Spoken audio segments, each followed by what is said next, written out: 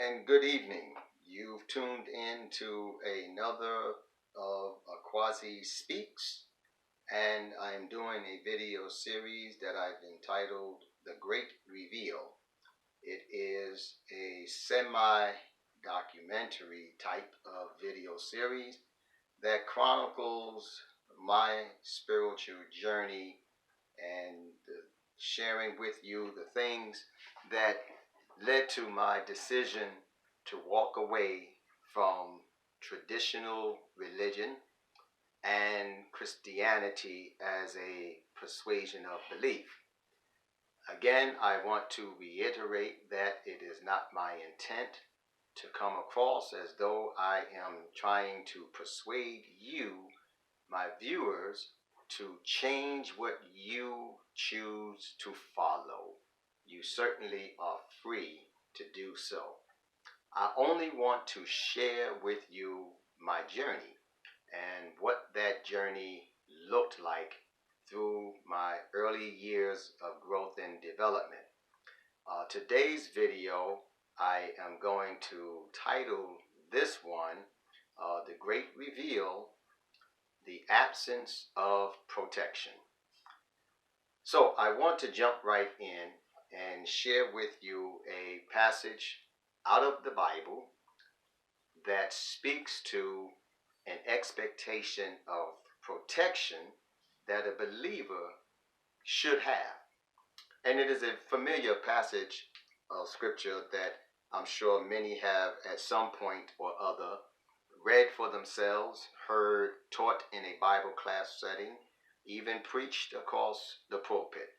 And it comes from Psalms 34 and the 7th verse.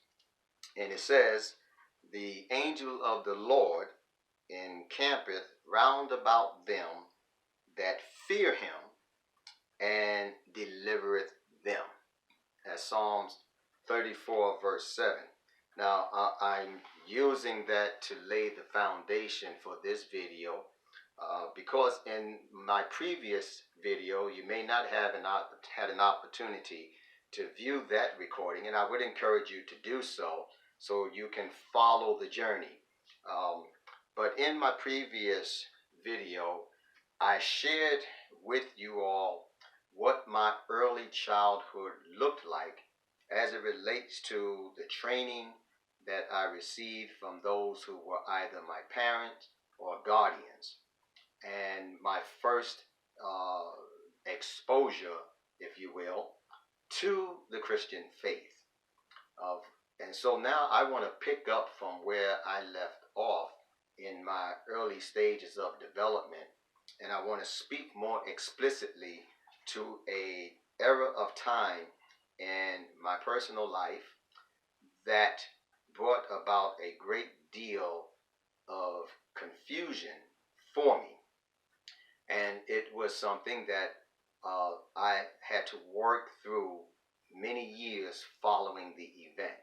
Now, I am going to be somewhat transparent in this video, and so what I will share with you may be a trigger for some of you that may be viewing. And so if you find that it is a bit much for you to sit through, certainly I would encourage you to stop the video if you need to, or to walk away from the video if you must.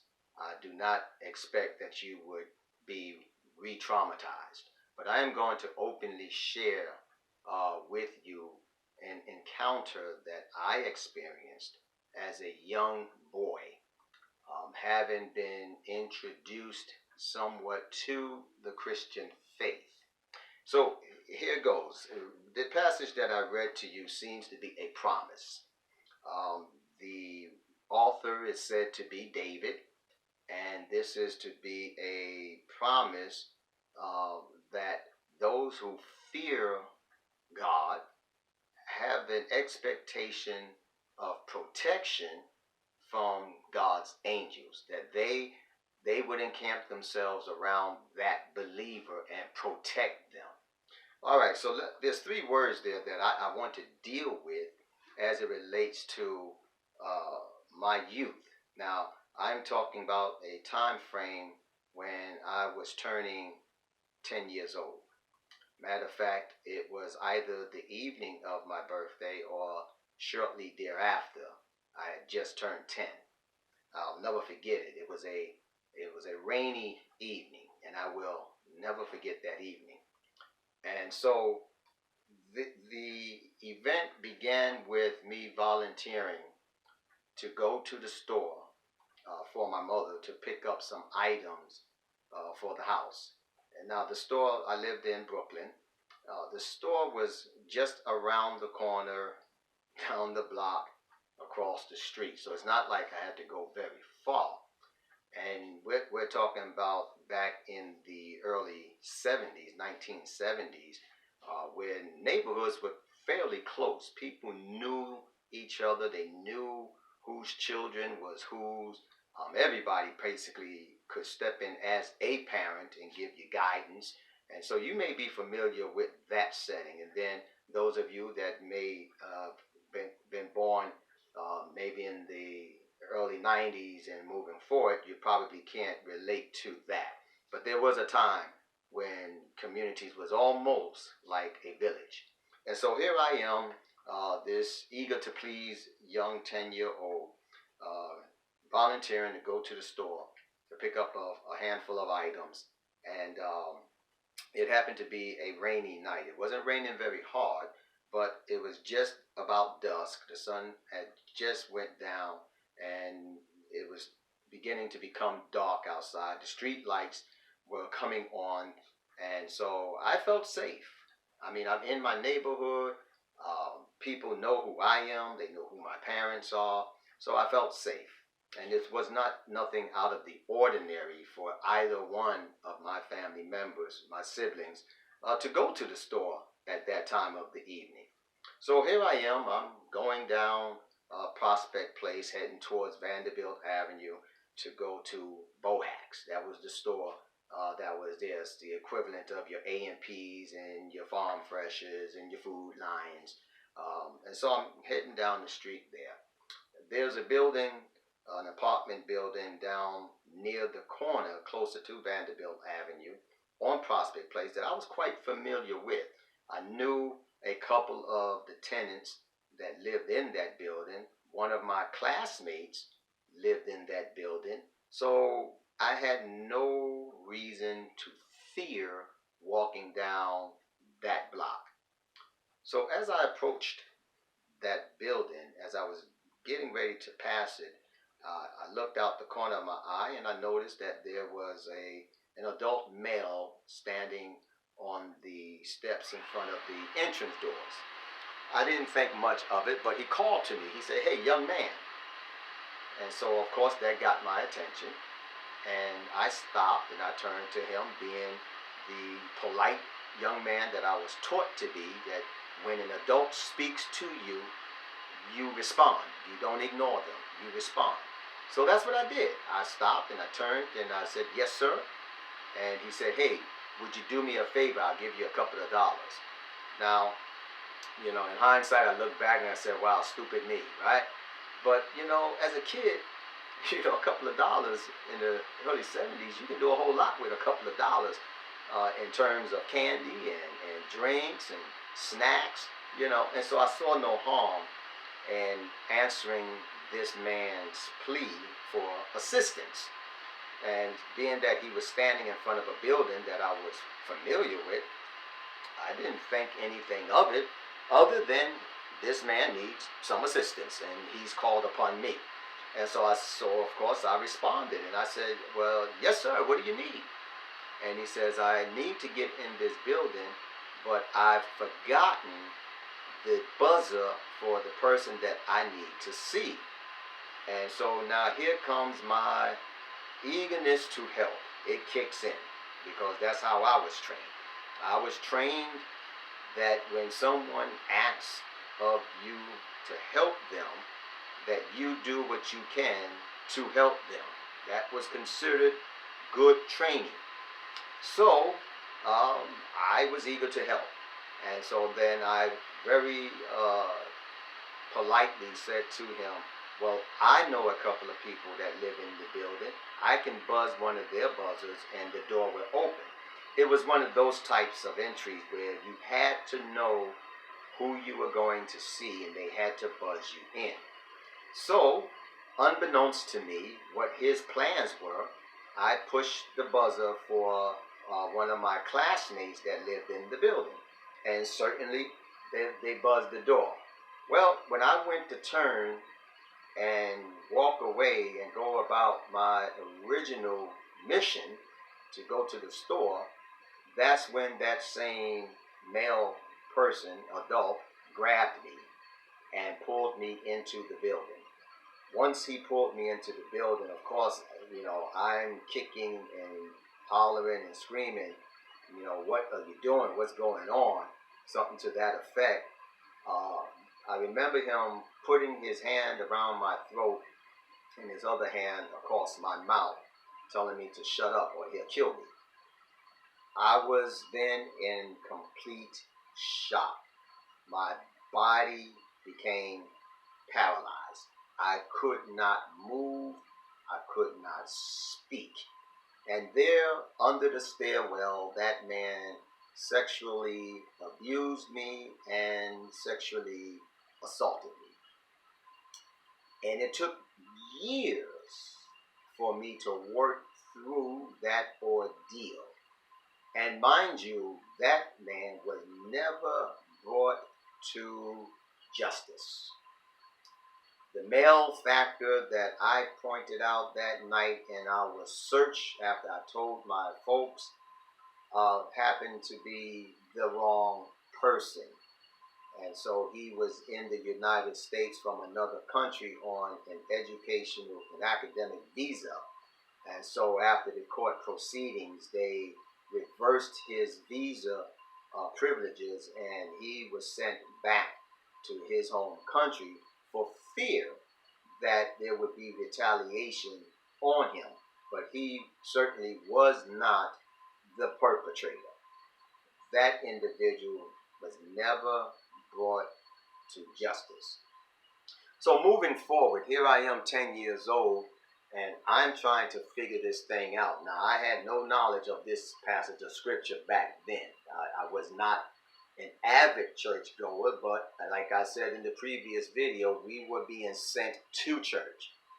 So there were occasions where we did sit in the service, and then there were other occasions when we didn't. We were children, and children basically really are innocent because they have not yet reached a place of accountability for the things that they do and the thoughts that they have. And that's where I was. I was in that stage of my growth and development where I had a very small idea of what was right, what was wrong.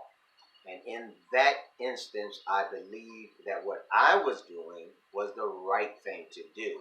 And it led to a adverse outcome that scarred me for the rest of my life.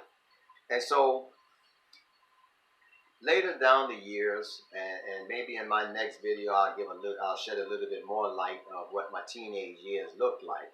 But that happened to me at the age of 10. And I'm sharing that in light of this passage of scripture that I just read, that says that the angel of the Lord encampeth round about them that fear him. So the three words that stood out to me when I started examining scripture and started researching scripture, and it was a question that no individual can give me a satisfactory answer to, and that was, if God truly loved me as a child, innocent, unsuspecting, naive in many ways, why would he allow that I be violated in such a way, knowing, because he's all-knowing, that I am defenseless? That there is absolutely nothing that I could do to overpower that abuser, that assaulter. So when I look at this passage of scripture now, for the past 30 years of researching and digging into scripture, the question remains, if this God of the Bible truly loved me, like the verses on the pages say, how could he, as a loving Father, all-knowing, all-powerful, ever-present, stand idly by and allow this traumatic event to take place, and he does nothing to stop it? Now, the spiritual, the highly super inflated spiritual would tell you God had a higher purpose. BS. God had a higher purpose. No, you can't make sense out of that kind of an event in light of this here belief that there is a loving God. So, one of the words that stood out to me, of course, is this word angel. And I like to go to the original language and try to understand the use of terms and phrases and make sure that I'm reading it in the right context. And so when I look that word up in that particular passage of scripture, it is an ancient Hebrew or Chaldean word, malak. And it speaks of a messenger, especially of God. It speaks of a prophet, one who foretells events by divine inspiration of God. It speaks of a priest, one who has been anointed by God. It speaks of a teacher, one who has been called and equipped by God. So when I look at that, and then I ask the question, well, if this passage is true, then why was the angels of the Lord missing in action on that day? Was I not important to God to protect? Were they that overwhelmed with their duties that they simply did not have time to come to my rescue? No one, hear me, no one has the right answer for that question except the one who lived it, who lived through it. Hear me when I tell you. The second word is this word encampeth. It says the angel of the Lord encampeth. And that word was curious to me as well. I wanted to see how that was being used. And it is, again, an ancient Hebrew Chaldean word, kana. And it means to abide. Primarily speaking, abide in tents, meaning that once you have pitched your tent somewhere, the expectation is that you will dwell there for some period of time. So it does mean to dwell, and it means to pitch a tent. So again, now I'm asking the question, in light of this passage of scripture, looking back over the years, being led to believe that there was a God that loved me so much that he would give his only begotten son, and that if I believed in him, I would not perish, but I would have everlasting life. But in light of this passage, where it says that basically I have a promise of this God, that because I fear him, his angel will encamp round about me. And that would be for protection. But that night, October 1, 1971, there was no angel. There was no protection. There was no divine intervention.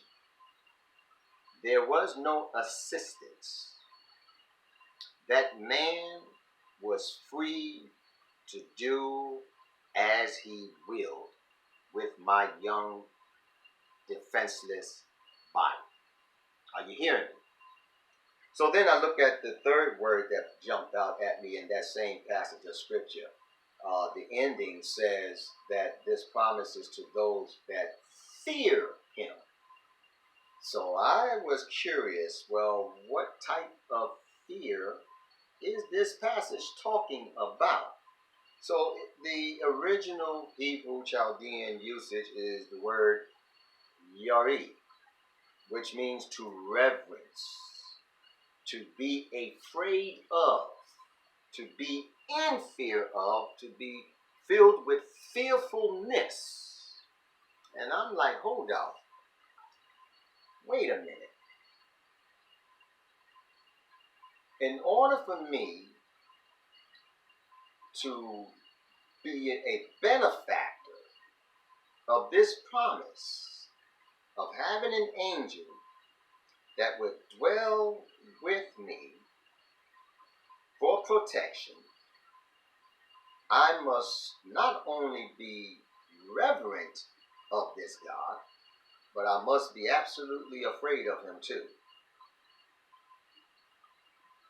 Now let's use our brains, because we were all given one.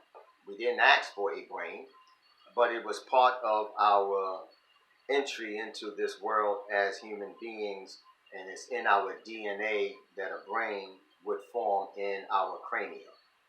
So let's use that brain for a minute. Let's think about this. As a parent, do you really want your children to be fearful of you? You may want them to respect you, to hold you in high regard, and to respect your authority that you have over them in their youthfulness. But do you really want them afraid of you? You see, I'm asking that question rhetorically because when you are fearful of someone, in most instances, if not all, the outcomes are not good. They're not pleasant. And only one wins. So when I look at that, I say, I'd like to get an answer to my question about, does this God really love me? Because as a parent, I have 5 children of my own. And being the human being that I am, even to this day, 4 of them are now young adults with children of their own, with the exception of one. And one is rapidly approaching adulthood. And if any one of my children were put in a predicament that compromised their existence, and it was within my means and my ability and power to intervene, there is absolutely no way that I could stand by and let atrocity happen. Now, I'm not trying to sound facetious here, because we certainly cannot watch our children 24/7. I'm speaking of they are in my presence. I am knowledgeable of what danger looks like, and I have the means by which to intercept that danger from harming minds. No way would I stand idly by and not do anything to protect my child. So that's the question that I have had for many years coming into adulthood, that no pastor could rightfully answer, no teacher could rightfully answer. No prophet could rightfully answer. No evangelist could rightfully answer. No believer could rightfully answer. Now they gave answers, and the overruling answers that I kept hearing was God had a higher purpose for your life. I say that's BS. That is the best answer that one can give when they simply do not know the answer. And I would have happily received an honest, I don't know the answer, young man, than to be told and led to believe that God had a higher purpose. You see, because now what comes to mind and what begs to be answered is then, if God is not a respecter of persons, then why would he have a higher purpose for me to survive that event, but the next innocent child does not survive? He didn't have a higher purpose for that child. Oh, excuse me. I know. He wanted them to come home. That's BS. So, thus begins my spiritual journey. Because from that evening, moving forward into my teenage years, was filled with obscurity. So in my next video, if you tune in, I am going to talk about what life looked like for me in my teenage years after this traumatic event that took place in my tender year of 10. So until then, thank you for tuning in. If you have not done so already, please subscribe to my channel, my YouTube channel, Quasi Speaks. That's AKWASI Speaks. SPEAKS. I look forward to reading your comments. Do leave me your comments. Certainly, I'm open to some dialogue.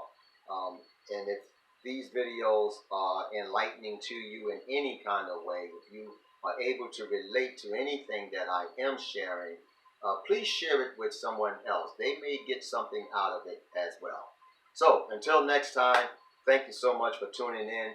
This has been a Great Reveal video presentation from yours truly, Quasi Speaks.